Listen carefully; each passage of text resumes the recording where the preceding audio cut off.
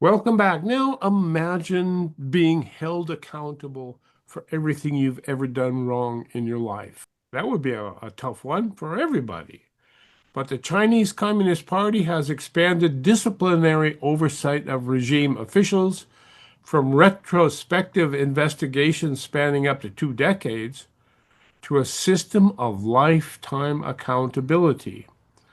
And that's a shift that's raising alarm among civil servants and reshaping behavior across the bureaucracy. Wow. What do you think you would do if you were a middle-level bureaucrat and you learned that everything you've done through your life is subject to investigation and disciplinary actions? What would you do? You wouldn't do much of anything, would you, Nansu? Uh, but that's just what's been happening in China, including they trying to, as I say, in the past they are the Chinese Communist Party, they are actually in the process because Xi Jinping, Xi Jinping has a problem he's facing.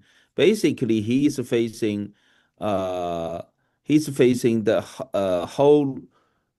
whole bunch of it's a tremendous of that the Communist Party officials, military officials, government officials, they all, climb up the power ladder, during that this market economy era.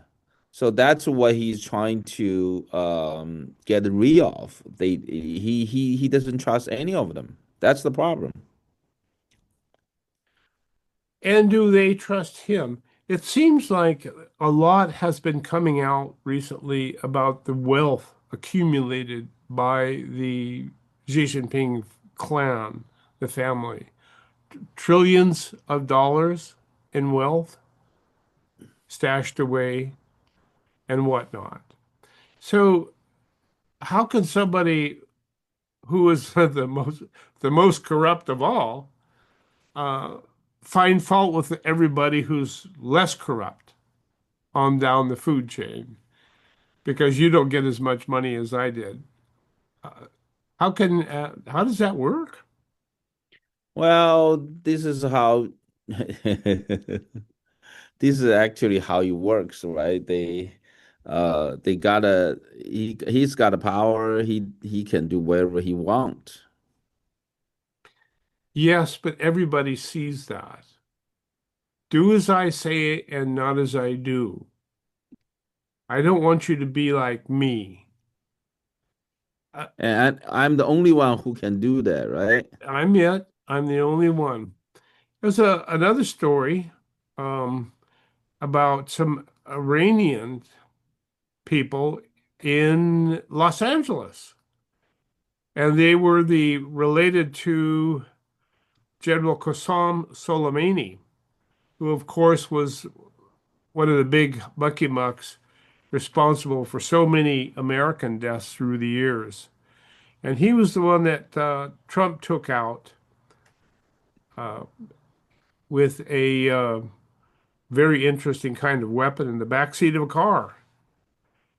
So ICE agents nabbed Saeed Hashemi, um, his, and also um, niece and grandniece of the late Iranian terror mastermind General Qassam Assami, and also his Saeed Isa Hashemi and his psychology professor wife, Marianne such and such, and their son, and they're throwing them in jail because of what they were faced um, as being part of the regime. Now, we all saw the young niece in her fancy cars and whatnot, and heard how she was bad mouthing the United States while living here with all of that money.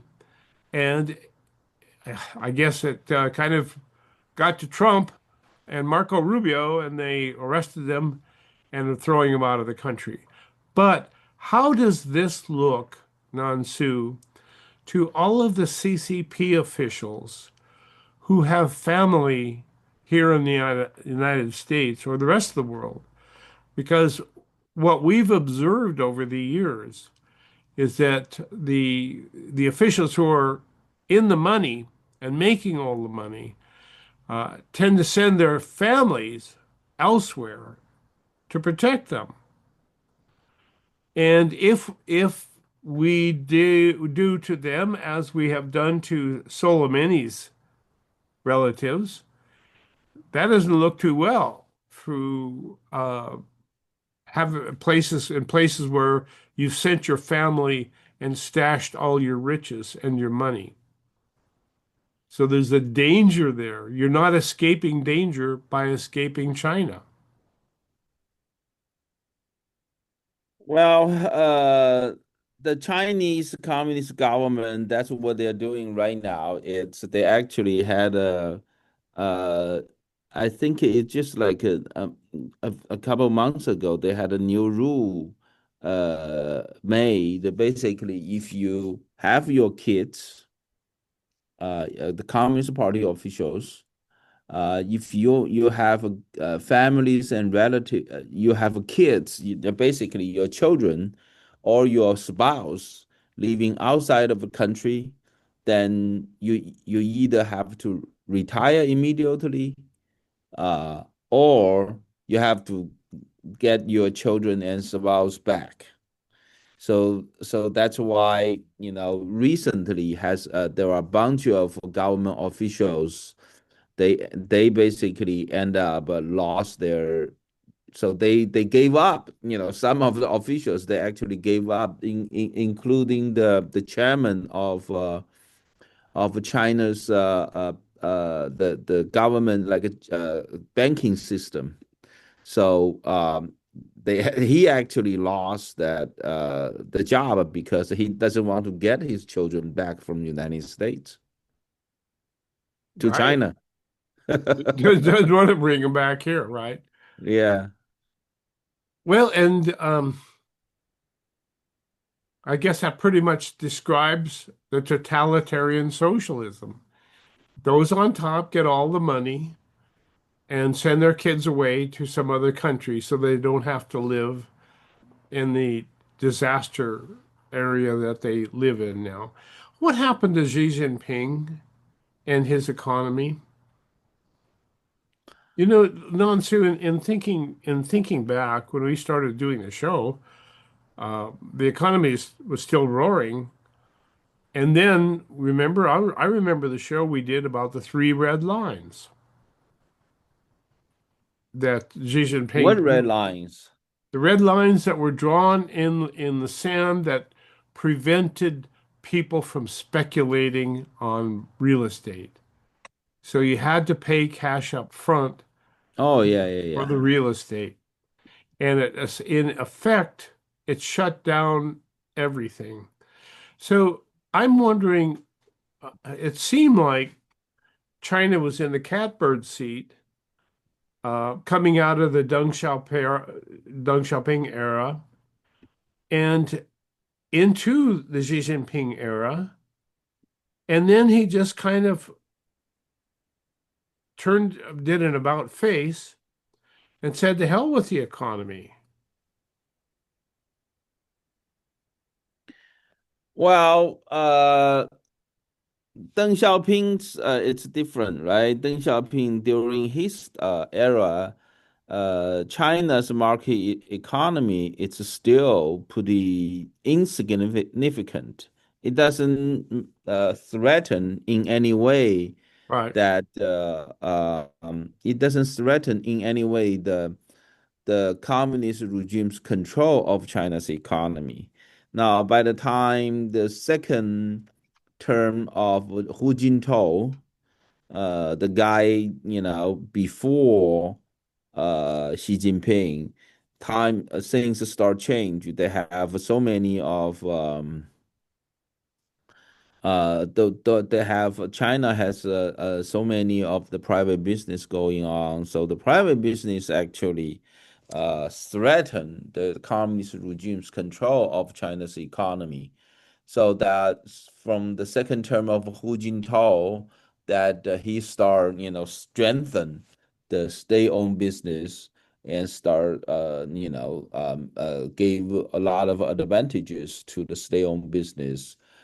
Start from the banking system. So that basically you see all the banks in China, they gave loan in a very easy condition to all the state-owned business while they tightened the control of the loan process, basically to strict, uh, to give very limited access to the private business of the money loans, right? And then Xi Jinping continuously on their way, moving towards that direction, and so that's why you see that all these the money, it's the beginning. The financial system is the beginning. That's all the three red lines we talk about, that how the Xi Jinping start cracking down all these private real estate developers, right?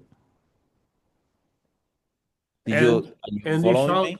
he saw they were running into a significant disaster, and they Right. ran into it. Yeah. So, well, so that's why, so you can see Xi Jinping's priority is to protect the ruling power of the regime. Right. That's and we I've come to understand that you're at 100% right in that regard. That is all they care about. Now, carrying that over to the Muslim clerics and the IGRC in Iran, are they not in the same place? The only thing that matters Uh, is their I don't even know what their organization is called, to tell you the truth. I mean, China is this Chinese Communist Party, but I don't know what the heck is running. Um, I guess it's the IGRC, IRGC, IRGC, yeah, Islamic Islamic Revolution. Republican Guard Corps. Yeah, yeah. So IRGC. So, well, that's a big question. So how they get paid, if Iranian regime's economy collapse, right? If they are still so, well, IRGC, I think they got about 112, 110,000 people, maybe a I hundred think a and lot more than that. somewhere. No, the IRGC only have probably uh, not more than 150,000 people. Okay, Even though Iranian military, it's got like more than half a million. I think it's about like 650,000 total, including IRGC. So you probably have like about half a million regular military, and on top of the regular military, you have about somewhere between 120 to 150,000 yeah, you're right. IRGC. 125 to 190,000. Right. So basically, IRGC, it's a military, and also it's a military police, and also the secret police. They're doing everything basically. I think that once And Iran, they are set up as a religious army. that's right. You know, So, it's like in China, like the military, it's the party's military, right? yes, So in Iran, they have their Iran. It's more like the World War II, Nazi Germany. They have a regular military, and then they have the party. Uh, SS. yeah, yes, SS, right? So I think that if Iranian regime's economy collapse, I think their priority is to keep everyone in the IRGC happy. because that's the hardcore of ruling power, right? So that's where the power is. That's where the muscle is. Now, and what the regular army's job is to guard the borders, right? Right. Okay. So I keep coming back to the fact that I don't see a way out of it as long as the IGRC is there. Just as long, I think that's why I'm saying we need to bomb more targets. Because you see that inside the Iranian regime, there's all different factions. They're already fighting each other. The reason they're fighting against each other, it's because there's not enough money for everyone. So, so if we bomb if you tremendously weaken the IRGC, then that means the other factions will get the more, the power will shift to the other groups, right? So, and maybe the other groups more willing to negotiate with the U.S. government. well, somebody's been talking to the US government, and I think it's been somebody from the regular government, which probably has little or no say when it gets right down to it, which is why it's been really difficult to pin down a date and time to sit down and have a conversation because everybody's fighting everybody in like what did Trump say? It's fractionalized to pieces. There's nobody to talk to. And that's probably the case. I and looking back from the IGRC and the fact that nothing will ever change in Iran until they're gone, and looking to the Chinese Communist Party, which is in a similar situation, only much, much bigger, but at least 5 times bigger. Um, but the same is true there. Nothing will ever change in China as long as everything goes to the CCP, and that's where China's stuck now, just like Iran is stuck there. Yeah. Is Wow. Russia that way? Is Russia, I'm not sure. Russia is probably a little different. I think Putin has got a lot of personal power that he share a lot of these. Uh, I don't know. I think Russia is quite different. I think so too. I think it's an oligarchy. I think uh, Putin runs things uh, in cooperation with the oligarchs that own everything. Hmm. And I think that's the way Yeah, it works there. Putin is all more like emperor, right? Well, I always thought Xi Jinping was the emperor. I don't think so. I think you say Xi Jinping is the emperor, you actually beautify Xi Jinping. Emperor has has certain boundaries Son because of heaven. right, right, the culture, And right, I guess Xi Jinping can't be a son of heaven because he doesn't believe in heaven.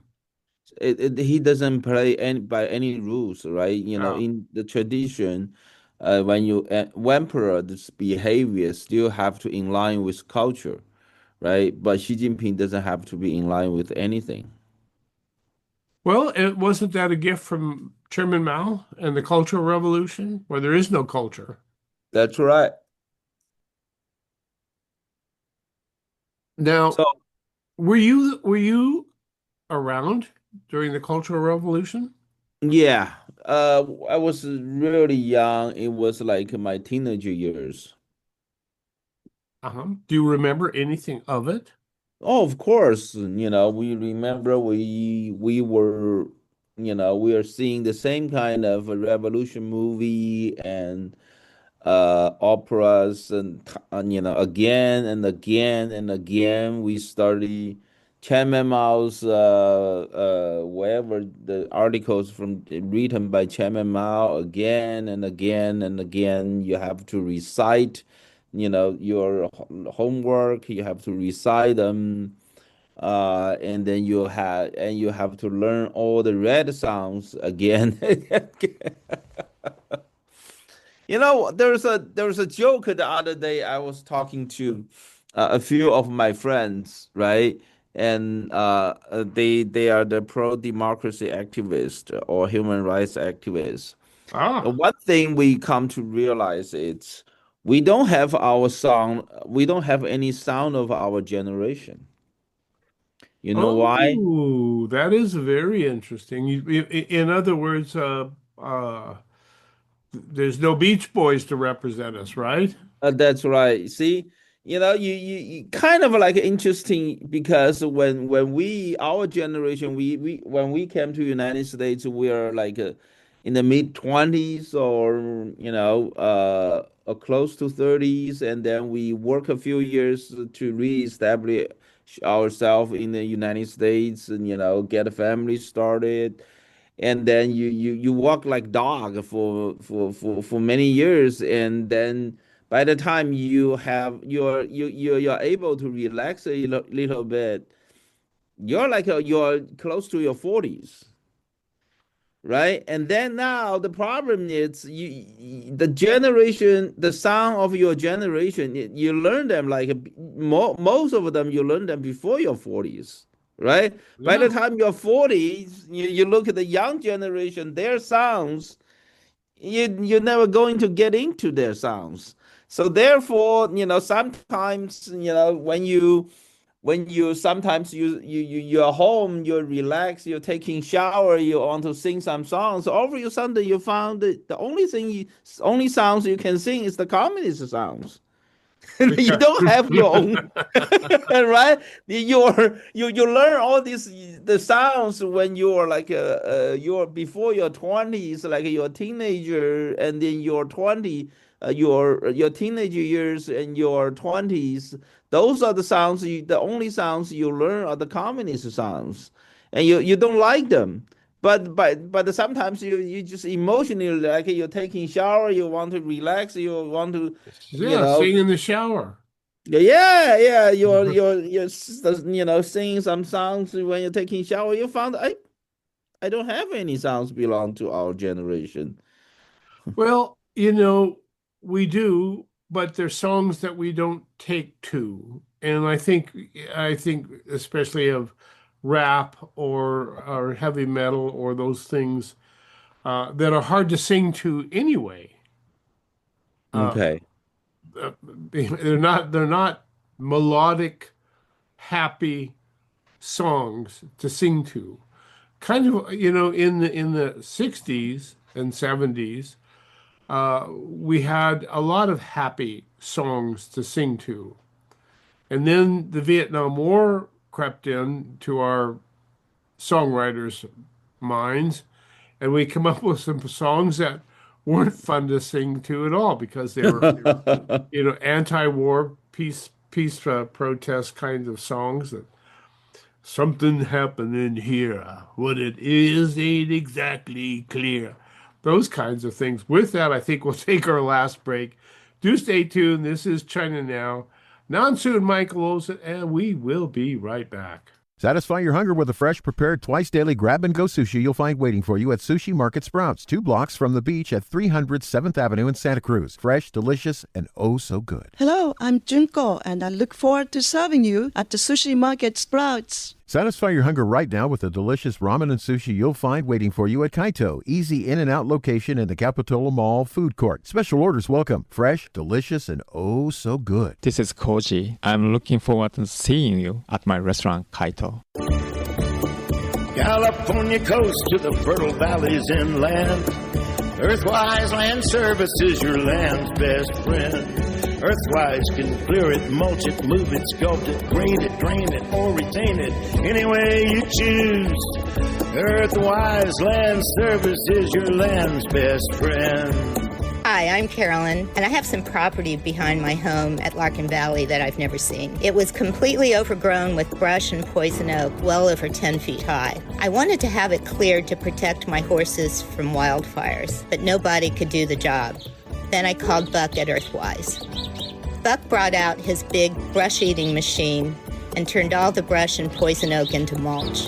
It was truly transformational. Thanks to Earthwise, my property is now like a park and I can trail ride my horses. Earthwise Land Services, your land's best friend. There is more than one way to enjoy the benefits of cannabis. Hi, I'm Carly from Treehouse Dispensary, 3651 Soquel Drive, SoCal. With tinctures, Treehouse tinctures are available in many different flavors, are rapid acting and versatile, and offer precise dosage control for consistent enjoyment. Treehouse has a friendly staff to help you select the right tincture for your needs. Blue raspberry, anyone? Stop by and say hi. Treehouse Dispensary, 3651 Soquel Drive, SoCal. Or ourtreehouse.io. Well, a few years ago, I had the opportunity to catch a flight out of Sydney to Philippines, Manila. And the interesting thing about the flight to me was that we get to fly over the entire east coast of Australia and then over the zillion islands that make up Indonesia, and then off into the Philippine Sea to the Philippines. But it's all islands out there. And the United States just reached a strategic agreement, defense pact, with Indonesia. And I thought that was absolutely amazing, Nansu, because the Straits of Malacca, which are the controlling body of water in the Indonesia area, and the entire Indian Ocean to the Pacific Ocean route, goes through the Straits of Malacca. And the Straits of Malacca are probably even more strategically significant than the Straits of Hormuz. And it's true. And that is China's lifeline. And that's another choke point. Yes. It's a huge choke point because that's all the traffic coming out of the Middle East going into Asia goes through the Straits of Malacca. And that we were able to reach an agreement with the Indonesians for security that gives us the right to overfly the Indonesia archipelago with our warbirds is really significant. We have freedom of the seas and freedom of the skies in Indonesia. So that is a huge feather in the cap of Donald Trump and Secretary of State Rubio and Pete Hegseth as well, because they were all in on that one. So that's a very big deal. And how do you think that appears to Xi Jinping? Well, I think this is very important because now we are. See, Trump is one thing after another going after the Chinese Communist regime. That's all I can say. That after Iran, Iran, we're not even finished Iran yet. He already started going after, making the deal with Indonesian on Malacca. Malacca is a big choke point because you have all these you have basically you have the you have that all the international trading that going through South China Sea, most of them will have to move going through Malacca Strait. So it's like China trying to control the South China Sea. United States just go around China and going to the Malacca, right? So that's just the incredible effort. Yeah, and it's interesting also because of the pressure the PLA Navy has been putting on the Philippines. So the China is claiming that its nine dash line, as it were, that pretty much covers the entire southwest, 90% of South China Sea, I would say. 90% of the South China Sea belongs to China. And Right. we take it, and that's that. So the Indonesia archipelago is a huge blocking force for whatever comes out of that South China Sea and the Philippines. So it really does have a way of supporting for the Philippines that we have this relationship with Indonesia now. To me, that was a major piece of business. And it's a defense pact. This is a military pact that we're talking Yeah, about. yeah, it's a defense pack, and you only have three countries that that's going to help you to control the Strait of Malacca, right? You have Singapore, Malaysia, and Indonesia. So the fact that Singapore it's like more or less on our side, although Singapore is kind of like a Switzerland, I always think. yeah, well, they are kind of more or less linked towards to the U.S., I would say, although they also have a heavy CCP infiltration in their country, just like everywhere. But I think that it's more linked towards to the United States government. Now, the fact that we are signing, the Trump administration into signing a defense pact with Indonesia, that's a great advance. And so I think it's a spectacular event because it really shows up um, our our first island chain, actually, is what it is, right? Well, it has a long-term impact because if we can get all these Southeast Asian nations buying U.S. Weapon system, that long-term wise, they're going to rely more on the suppliers from the United States to their national security and defense. I think they're going to be more and more linked to the side of the United States instead of CCP. Well, that's it's in real contention. The Chinese do not want to see Indonesia, which is an unaligned nation, take an alignment, especially with its competitor, the U.S. So it doesn't want to see that. And And another fact is, if you see all these Southeast Asian nations, many of them actually they are heavily infiltrated by the CCP because of the Belt and Roads Initiative, like Indonesia.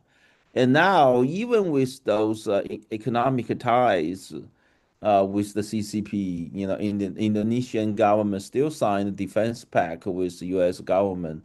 That means a lot. it means a tremendous amount. So what does that leave then? Vietnam.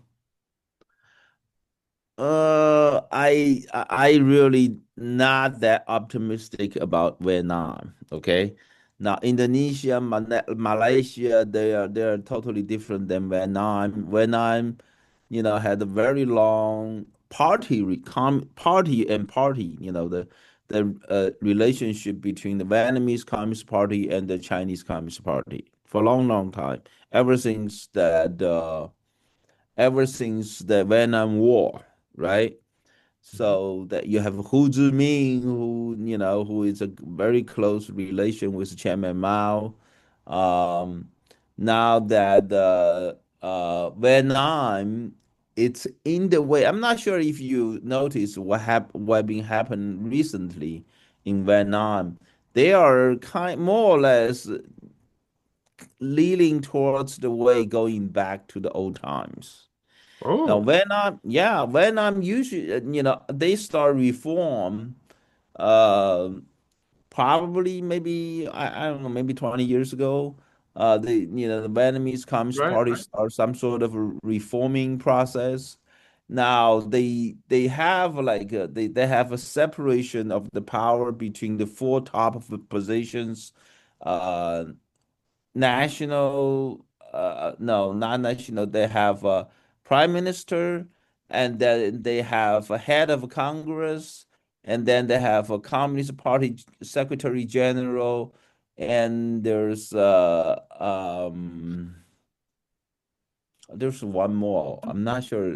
What was the one, two, three? There's one more. They have a four leaders, Communist Party leaders, government leaders, and then they have uh, well, they separate to four leaders basically, but oh yeah, national chairman, I believe, a chairman of the nation. So now they just combine uh the the chairman and party secretary general to one person, and that guy's name is Xi. Consolidating, centralizing authority is what they're Yeah, trying. yeah, they're trying to centralize the power, and that guy just went to once, and that guy after he consolidate his power, he now right after 7 days, less it's about a week, he take the second position. He used to be the party secretary general of Vietnam, a Communist Party, and then on I believe that's April 7th, he took the position of chairman of nation, and then less than a week after he took that position, he went to China. He met with Xi Jinping. Wow. So I think Vietnam, we need to concern about the direction of Vietnam, how it's going to go, because there's a lot of Chinese factories being moved to Vietnam, and a lot of American corporates, they relocate their supply chain from China to Vietnam. Now, if And what's next? Indonesia. Well, Indonesia is quite different, right? They don't have that issue, right? So, They don't have the issue of communism. like a communist party, right? Right. And they don't have that kind of issue that the long-term uh, historical relationship, that kind of a history with the CCP. So I think all other Southeast Asian nations are easier to work with than Vietnam. Vietnam, we do need to worry a lot about the direction of how Vietnam is moving towards too. What about the other one that really drives me nuts right now, South Korea? Yeah, well, those are What the happened to South Korea? well, South Korea is more or less like Saudi. Okay, Oh, they yeah, it's national security relying on the United States while they trying to build their pretty strong economic ties with China. That's kind of the situation. Now, I think Saudi will be more and more after this war on Iran finished. There will be more and more on our side. well, Uh, because Iran is obviously on China's side. That's right. Now, South Korea, I don't know. South Korea, it's just that, it's just like depending how the government goes. They try to build a more deeper relation with China economically. So they're, yeah, we still have some things to worry. What But at about least the national security wise, they rely on the United States, and they recently have some issues with with the U.S. military that's in South Korea. Well, we have a huge military presence in South Korea. Yep, yep. So that's a problem. What about Cambodia? And that's just, you know, it's just That's the Cambodia and wild, wild Laos. west, isn't it? Yeah, Cambodian and Laos, they're on China side. That's obviously, but they're just too small, to worry. Okay. So shifting alliances, but things are looking pretty good. The true test of everything is going to be Iran and what happens in Iran. And if it's a hell of a tough problem that no nation has ever solved. Yep.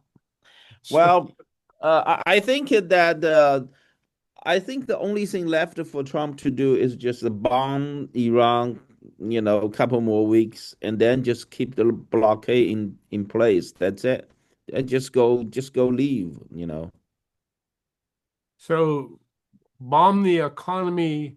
Do you think the United States should bomb the public utilities, but If bomb those the power plant? only if those public utilities can be used for military purpose, I would say, you have to, because you have to leave the civilian utilities, so that you have to leave the way for the Iranian people to solve their own problems, right?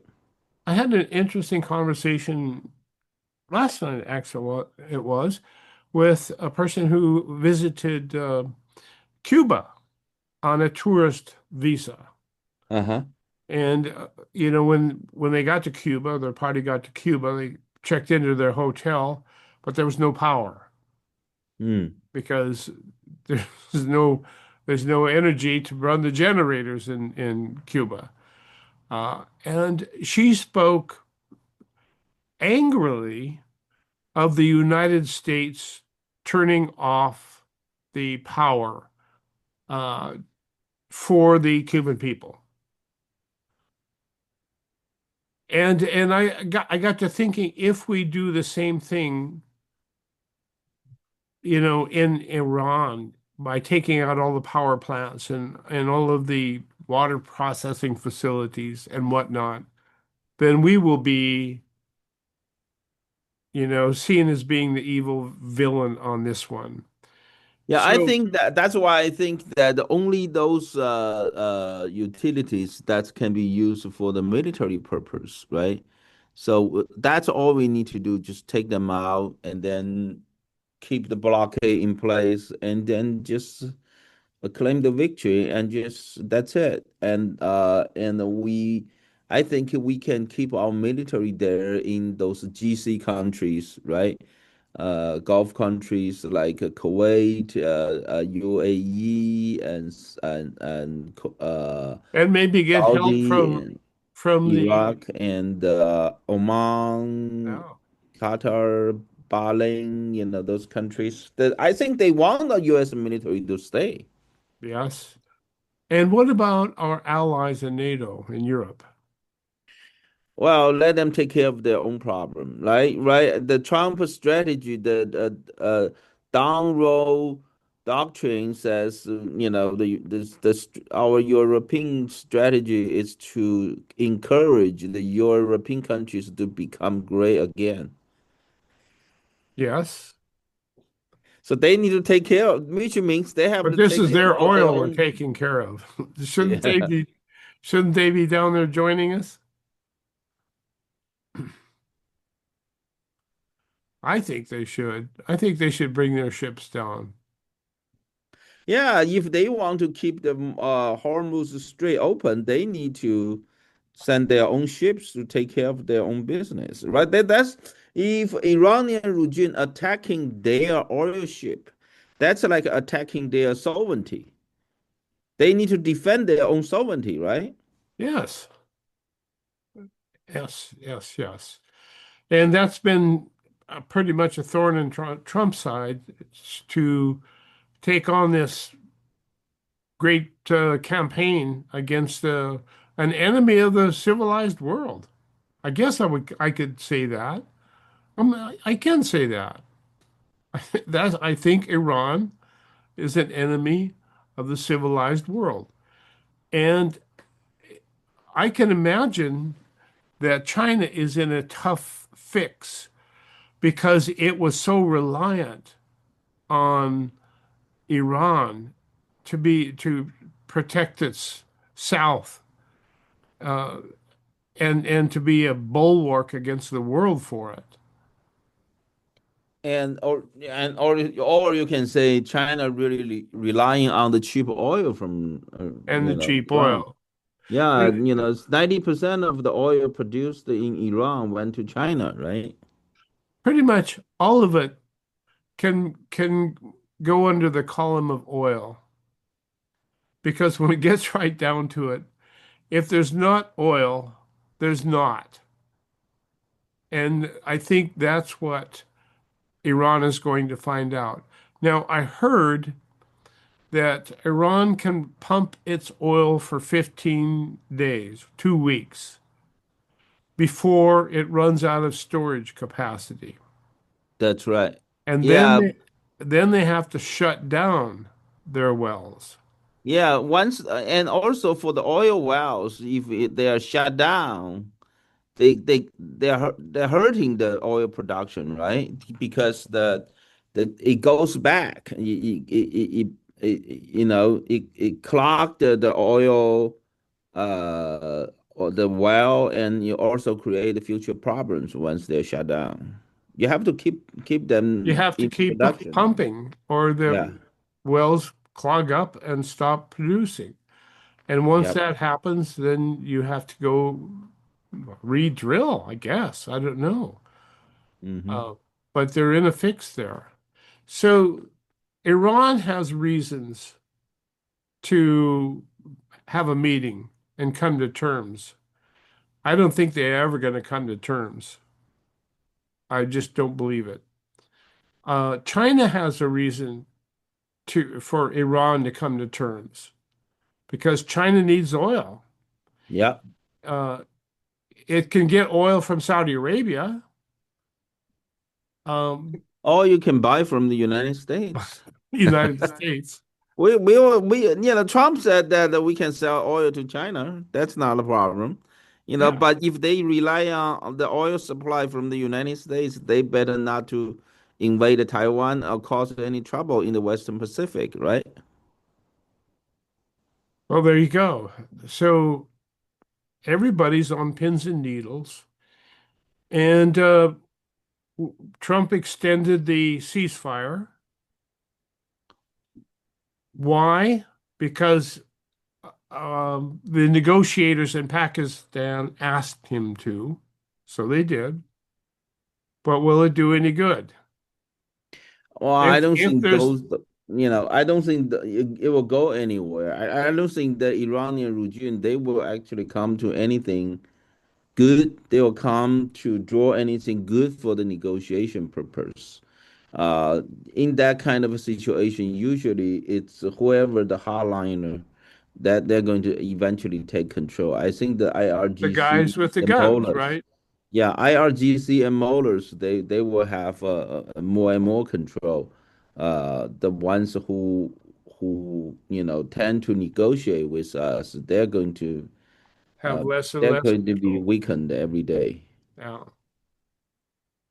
And that's probably why we keep going in and out of peace talks, Yep, because one yep. side says we need to talk and the other side says we're not going to talk. And that's it. So what are we looking at the week ahead here, Nansu? Um, the the ceasefire drags on. Yep. The blockade continues. Yeah, then they probably U.S. naval force will, take more ships. They're trying to force themselves through the blockade, and the Iranian probably going to seize more ships You know, That's what's going on. that's they if they try to go through the Strait of Hormuz.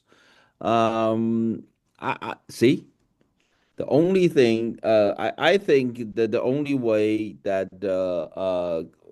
only thing we can do here is just keep the bombing going while the negotiation is going on. You don't stop bombing them, for the purpose of negotiation, because bombing or not bombing doesn't matter.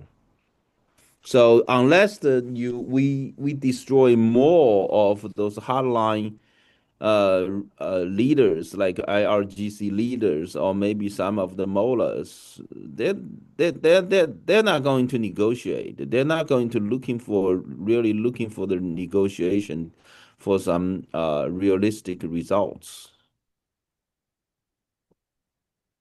And that's it. If we continue to degrade their military to the extent that we can, um, it would probably be in our best interest to do so because they're not going to talk without that. That's right. They're not going to talk. They're not going to talk until they absolutely positively have to talk. And when they absolutely positively have to talk, they'll most likely just tell us whatever we want to hear and go about doing whatever it is that they want to do. Yeah, so the negotiation is really useless, right? So we're up against it then. When it gets right down to it, we're trying to negotiate with an intractable position. Well, you look back in the past, it's like almost like a half century, right? You can't the negotiation will never work. It's like in China, you have all this negotiation with China, with Russia. Those negotiations will never get us anywhere. Well, they don't seem to because they don't have to comply. They don't have to give in. It's Trump is asking for an unconditional surrender of Shia Islam in Iran. And that's that's a big ask for even Trump. It's a really big ask. But that's the story, ladies and gentlemen. Uh, we are in a very precarious situation in Iran, in the Hormuz Straits, but it's really China that we're fighting in Iran. And we all know it. And it's going to be a long struggle. Going to be curious to see whether Trump and Xi do get together. And I guess we'll be learning that this week. But that has been the 243rd edition of China Now. Very precarious times, but as the Chinese curse goes, may we live in interesting times. Zai Jin, and we'll see you next week on China Now. So